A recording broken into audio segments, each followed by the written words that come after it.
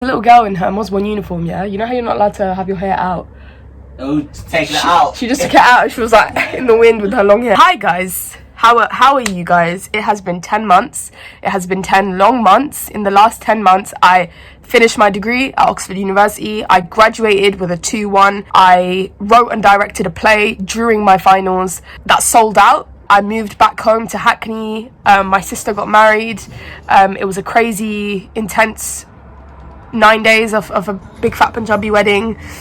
I started and left a job as an editorial assistant in a publishing house in London. I started and am leaving another job in an educational company as a project manager and tutor, and I am now thinking about my next steps, and it's kind of mad. I currently have COVID. We are in isolation. Me and my brother have had a bit too much of each other. He is in the background silent at the moment. I probably sound really weird because obviously my body's been going through it. I've literally been on this bed for the last 6 days doing, I don't know, God knows what, that sounds wrong. Anyways, this YouTube channel of mine, yeah, it has been so neglected. But also I have been like, I am doing well. 6 months ago I was not. I had extreme anxiety when I finished Oxford, and I'm not even joking. I had a panic attack at Edgware Road Station. I was about to jump into the Hammersmith and City line. I hate the fucking Hammersmith and City line. I just don't understand it. I still don't understand it. It's been so many years of living in London. It's literally been my whole life. But yeah, anyways, I had a panic attack, and that's when I clocked, yeah, I need to sort my shit out, because having a panic attack on your ones, an hour away from home, or about 40 minutes away from home, 45, it's not a safe situation to be in. But yeah, man, like, Oxford was great. It was a great 3 years. It was a very intense and challenging 3 years. That institution is so fucked up, but it's also, like, I'm so privileged to have been a part of it and to have learned in the way that I did.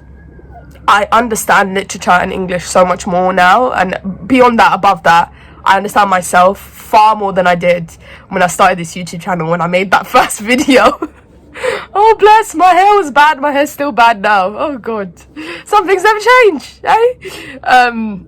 Anyways, I don't even know where to start. Okay, so my exam season, there was no way I was going to film that exam season because I was burnt out and I seriously did not give a shit. When I mean I did not prepare for those exams, I did not prepare for those exams. The fact that they were open book and I had all my notes around me, that was what got me my 2-1. At the time, I did feel quite, because I was used to, being academically excellent, to being the smartest or the brightest or the bang out, like, I did feel a bit like, oh mad, I didn't get a first. Maybe I got something wrong here. But 10 months on, has it been 10 months? We're in February, it's been 9 months. 9 months on, I feel a lot of peace, I feel a lot of gratitude. I feel like that stage of my life is done. And I have closure, and it's great. It felt like a big fat breakup, to be honest. And now I feel like I'm over him, and I feel good. So yeah, I had my very exhausting exam season. I finished uni. So during my finals, I got together, oh bless you, I got together an incredible team of incredible South Asian women. Bless them for believing in me, and for not thinking I was an absolute fucking nutter, for trying to put together a play in 2 weeks. But I did. It sold out both days, and I'm so proud of them. It wasn't because I needed I wanted to end with a bang or anything like that. It was simply because during COVID, a year and a half of our degree was taken away from us. Everything was online, and I really wanted to do theatre. I really wanted to get involved in theatre at Oxford, and I just never did. The first thing I did when I joined Oxford was be in a play, and it was sick, man. It was the first ever thing I did in my first ever term at Oxford. I was 19, and I was just like, I need to do more of this, and I just never did. And when that small window opened, where like things were back, you were allowed to do outdoor plays, or you were allowed to do indoor plays that was socially distanced and things like that, and the guidelines had eased up a bit, I was like, I have to do this. So I came home on the Friday at like 4 a.m. after the last play had finished.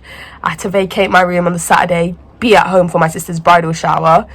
Came home from my sister's bridal shower. We left all my shit in the car. Half of it got stolen. It's Hackney, man. So much of my shit was gone. I was heartbroken, but I had to get over it because a big fat Punjabi wedding was about to start. So I got over it. There was a 9-day wedding. That was exhausting. I had the audacity to start a full-time job in the middle of all of this. A full-time job as an editorial assistant in publishing. I entered that industry. I entered the workplace, like the formal workplace, for the first time, which was crazy. I was exhausted. It was an all white or white majority. It was a white majority workplace. I didn't understand the workplace. I didn't belong in the workplace. And on top of that, I was just burnt out, anxious, exhausted. I'm back in ends after 3 years permanently, thinking, what have I achieved? I've done 3 years at big Oxford. I went to these dead club nights for the sake of socializing and fitting in. And I came home and I was like, what have I achieved? Because I'm back in ends. I'm back in the same gutter that I left. And I was like, where's the social mobilization at? Where's the social mobility? When am I going to be rich and be able to get a nice gaff and change my living circumstances, la-di-da? So I put all that pressure on myself like a donut. And so yeah, then I left publishing. I worked there for 3 months. I had my approximately 3 months, so kind of at the end of my probation, left and was like, yeah, I'm a bit done out. I don't think I can do this. And I'm very glad I made the decision, because I felt very privileged to have gotten the job, because it's an exclusive industry and it's a hard industry to get into. So I felt very privileged, and it was in Hackney as well. So I felt like this was the perfect thing ever to be doing. And so leaving it, I felt very bad. I did feel like a failure, but I was like, I have to do this, man. Like, I have to. And then I took a bit of a break, and then I started another job as a freelance project manager and tutor for this private educational company, and very different culture and things like that, and very grateful to have experienced it.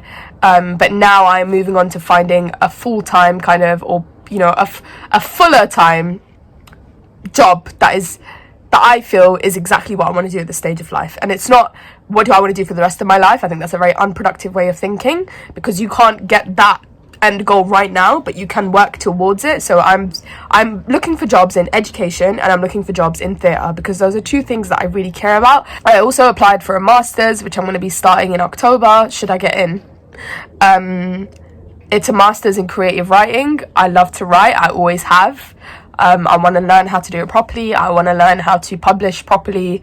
There's been so much change, and like there have been so many points where I've literally recorded so many where I've wanted to upload, wanted to do it, and I just didn't feel ready. Like it's taken me a while, man, but I really needed to fully move on from Oxford, to fully heal from like 3 years of a lot of intensity in lots of different ways, like academically, personally, mentally, emotionally, and like to just grow up a little bit, or try to grow up a little bit. And I do feel like I'm there now, far more than I was a few months ago. So I just feel like it was important to keep you all posted on how things are going, and to let you guys know, you know, what I've been up to and things like that, because yeah, I did really leave you guys hanging. But yeah, Oxford was like, it felt like the biggest breakup ever. Like when you are excellent, or when you are like smart, and you attach yourself to an institution and you have nothing else, no other way to understand who you are, to understand what defines you, like it does literally become who you are. And so leaving and detaching from that institution, I found it really difficult, and I think I was very harsh on myself at the time, as I always am. But looking back, I'm very grateful that I gave myself the time eventually to chill, to take a break, to adjust, because trying to do all of that while taking on a full-time role is just not wise. Like, some people can do it, and good for you. Like, some people are literally built like that, and that is how they function, and it works for them, and it's healthy for them. But for me, it just wasn't, and I needed to get to a point where I was just like, I need to stop. Like, I need to digest. I just need to digest. So yeah, I don't know if I'm gonna edit this video much, to be honest. I just feel like I just need to get this out and like let you guys know how things have been going. I'm uploading a what's it called, a montage of like my 3 years at Oxford, so that will be cute. Even though I'm fucking stuck in isolation and COVID and all, I do feel a lot better than I did, and I feel like I have come so far from where I was. So yeah, like, thank you so much for watching the video today. Tell me how you're doing. It's always nice when you guys comment. It's always nice to hear how everyone's doing. And yeah, man, I'm very grateful for this platform. I'm very grateful that there's 2.61k of us. I don't know if you guys clock, but you guys hold me accountable in many ways more than I realize, and you guys genuinely like this community that we have, it keeps me going, it gives me perspective, and it reminds me of like things that I forget all the time. Like when I feel very negative, when I feel very anxious, whatever it is, whatever negativity I'm feeling, like looking back at your comments, looking back at your interaction, looking back at you guys, it literally grounds me and roots me in a way that nothing else can. So yeah, thank you so much. And I promise I will upload that video. It won't take me 10 months to upload it. It will take me a lot less than that, but I promise I will upload it very soon. Okay, yeah, that is what I'm saying to myself. I have to do it very soon. All right, bye guys.